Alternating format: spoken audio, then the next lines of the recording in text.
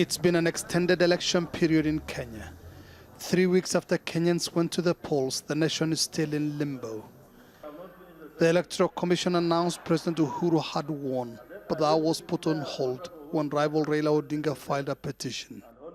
These 7 Supreme Court judges now hold the key to the outcome. What the Supreme Court decides is final. And so beyond this, any other measures, legal or constitutional, would be beyond the avenue of the courts.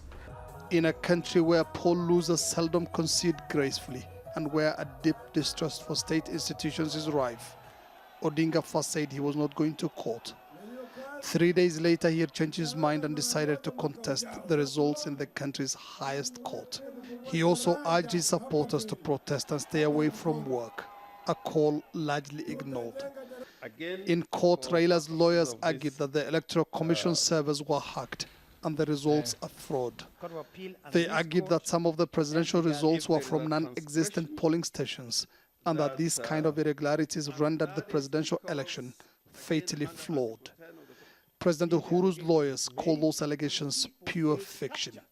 The Supreme Court's ruling on Friday will either uphold President Uhuru Kenyatta's victory or annul the presidential election altogether, giving the electoral body 60 days to organize a fresh vote. The reaction of the losing party here, as at the ballot, will be crucial to Kenya's stability. Uncertainty over the election results has had a huge impact on the economy. What happens is everybody plays a defensive game, people don't stock their shops, you see an economic slowdown happen right in front of your eyes. And we saw that happen ahead of the election, and then during that period we saw a further slowdown. People weren't coming to work, the roads were empty. It's as if the whole country had stayed indoors.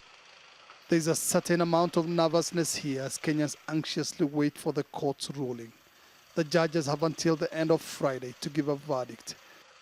Whatever they decide, there are bound to be people who are not happy. Mohamed Ado, Al Jazeera, Nairobi, Kenya.